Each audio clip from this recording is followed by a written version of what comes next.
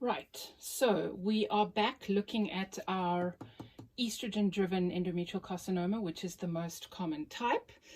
Now, here we'll continue with our Avengers theme. What is an estrogen-driven tumor and how does it happen?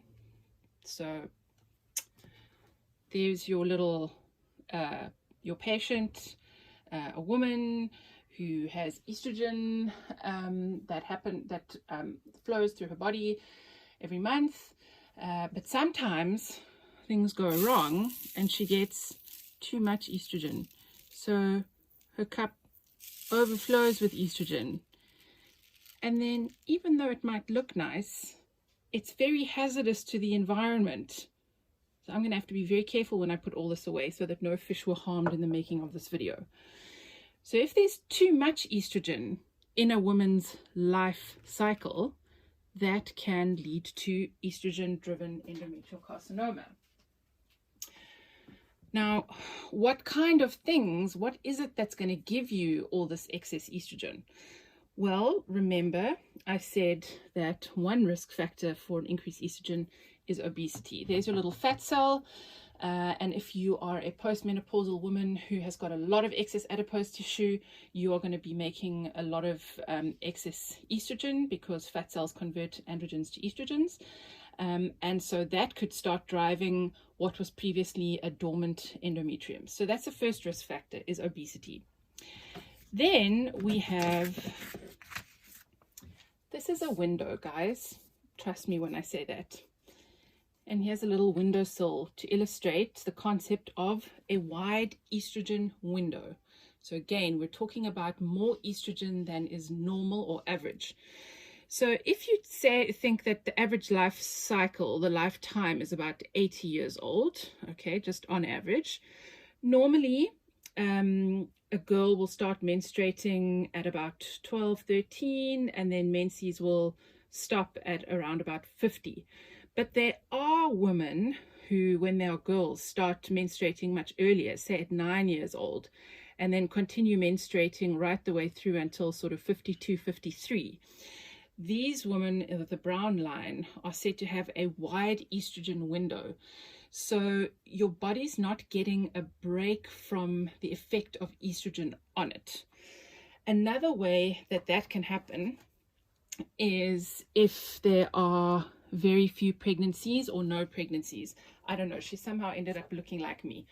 So if you don't interrupt that constant monthly estrogen surge with either contraception or a number of pregnancies, then the endometrium just is constantly being laid down and shed, laid down and shed, laid down and shed, and it never gets a break.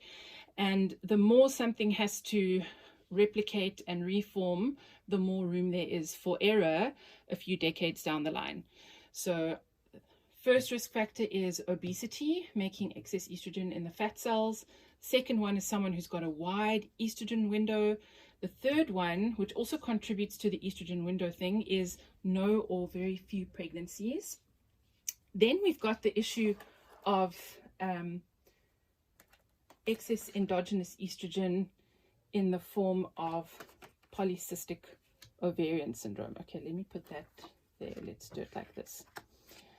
So there's your polycystic ovary. You're not going to learn about this disorder in great detail this year, but it boils down to a disorder of how the central hormones are released. So your FSH and LH that are supposed to regulate ovulation and menstruation, the ratio is reversed, and so there is a hormone imbalance. Let's just call it a hormone imbalance. So what's normally supposed to happen is that red line is the estrogen is supposed to have a little peak around the mid-cycle, and then another sort of a small peak towards the end of the cycle. And your progesterone is supposed to have a surge in the second half of the cycle.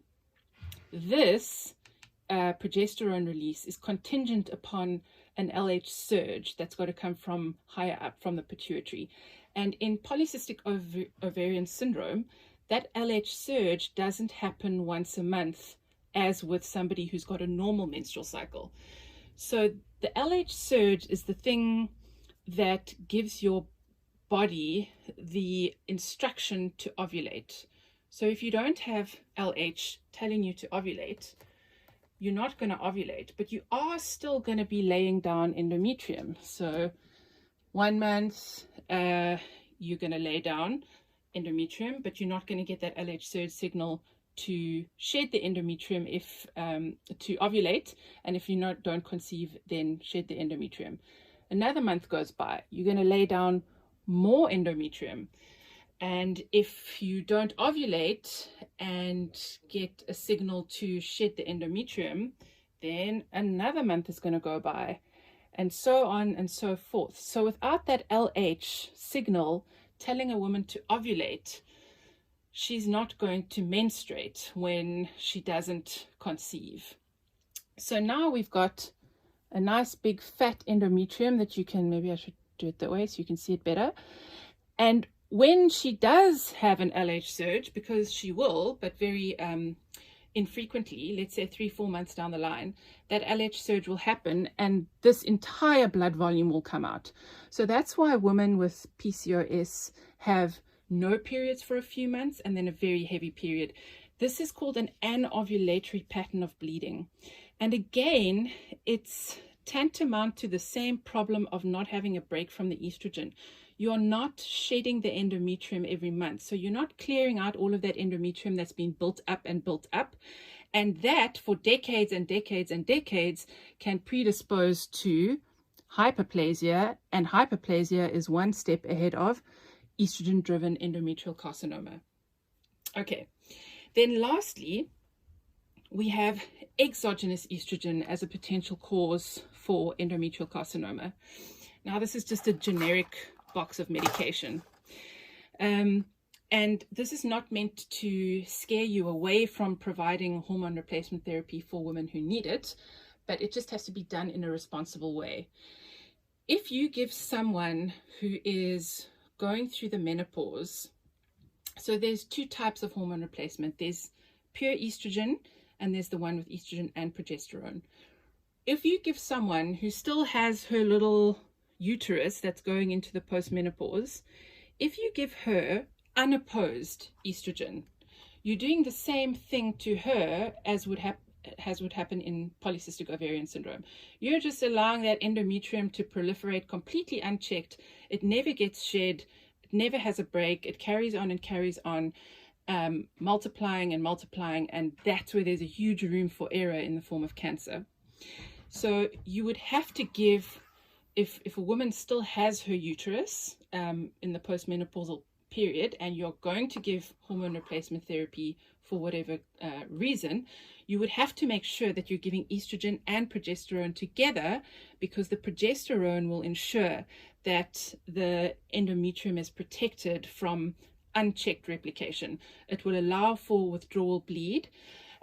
So some forms of hormone replacement therapy will actually bring the period back. That's not abnormal. You are giving the hormones in order to facilitate that process. And in that case, you would suspect that something is wrong if the bleeding became much heavier than normal on the medication, or if the bleeding started becoming irregular, because HRT, if you're going to give it, is going to be given like the oral contraceptive pill, in which case you're going to have 1 week of withdrawal bleed every 4 weeks. So if that cycle is disrupted or the nature of the bleeding changes, you would then be worried about endometrial carcinoma, and you would want to investigate. So risk factors, to recap. Oh, there's builders at my house. Sorry, people. To recap, adipose tissue, so obesity, a wide estrogen window, lack of pregnancies or very few pregnancies, unbalanced endogenous estrogen as a result of polycystic ovarian syndrome, and exogenous estrogen that is unbalanced by progesterone. So all of these things predispose to a risk of estrogen-driven endometrial carcinoma. They will present with, as I said, bleeding, definitely, possibly pain, possibly constitutional symptoms. And these women, as an investigation, will require a pap smear, endometrial sampling, either with a Papel or hysteroscopy, and they will need a pelvic ultrasound as well. And then in order to stage, they will need a whole lot of other investigations, but that's enough for you to know for now. Okay, we're done.